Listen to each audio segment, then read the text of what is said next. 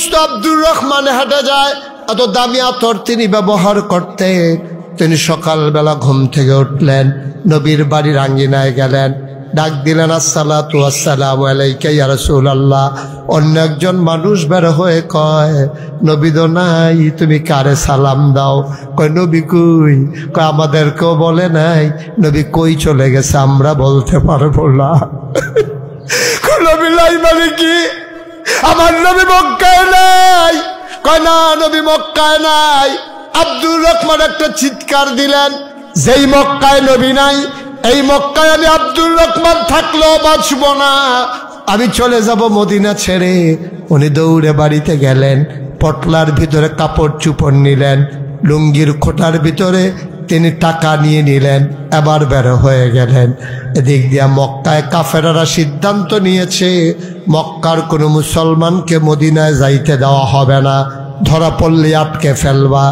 আব্দুর রহমান ইবনে আউফ যখন মদিনার দিকে রওনা করেছেন, মক্কার যুবকেরা সীমান্ত চৌকিতে পাহারা দেয়, কে মক্কা ছেড়ে মদিনায় যায়। আব্দুর রহমানকে দেখে বললেন, কই যান? আব্দুর রহমান বললেন, আমি মদিনায় চলে যাব। আপনারই তো আমরা খুঁজতেছি, মক্কা থেকে যারা মদিনায় যায়। এবার আব্দুর রহমানকে ধরে নিয়ে যাওয়া হলো তৎকালীন সংসদ, নাম হইল দারুন নাদওয়ায়। আব্দুর রহমান গিয়ে দাঁড়ালেন। আবু জেহেল ডাক দেয়া, কয় তোমার নাম আব্দুর রহমান না? কহ। কয় ভাই তুমি তো ভদ্র মানুষ, তুমি তো বড় সুন্দর মানুষ, শালীন মানুষ, তুমি তো ফ্যাশনেবল একজন মানুষ, ভাই কই যাও তুমি? কয় ভাই এই মক্কায় নবী নাই, আমি থাকবো না, আমি চলে যাব মদিনায়। আবু জেহেল কয় তোমার মাথার টুপিটা কোন জায়গার টাকায় কেনা? কয়টা তো মক্কার টাকার কেনা।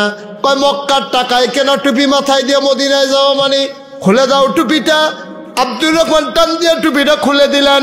কয় পাঞ্জাবিটা কোন জায়গার টাকায় কেনা? কয়টা তো মক্কার টাকায় কেনা।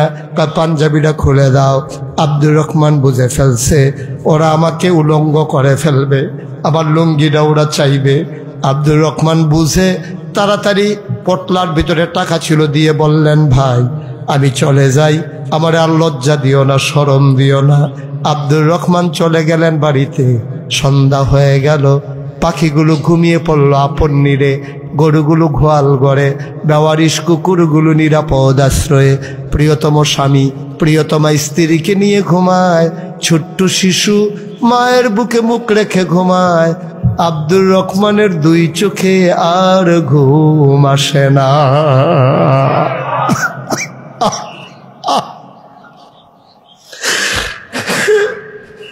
আব্দুর রহমান ঘুমাইতে পারে না, ঘুম আসে না।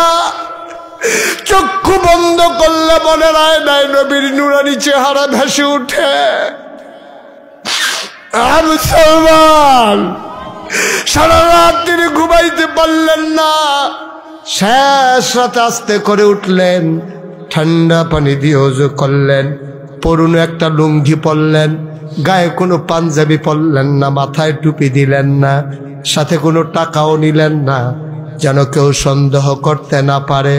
আব্দুর রহমান আস্তে করে মনে করলেন সবাই ঘুমিয়ে পড়েছে। তিনি ভেবেছেন যা হলো তা, সবাই ঘুমিয়ে পড়েছে যুবকেরা। আব্দুর রহমান আস্তে করে মক্কার বর্ডার ক্রস করলেন। মক্কার বর্ডার ক্রস করে তিনি মদিনার দিকে হাঁটা শুরু করলেন। সারা রাত হাঁটে। দিনের বেলা তিনি গুহার ভিতরে খেজুরের বাগানে লুকাই থাকে, পাহাড়ের গুহায় তিনি লুকাই থাকে যেন ধরা পড়ে না যায়।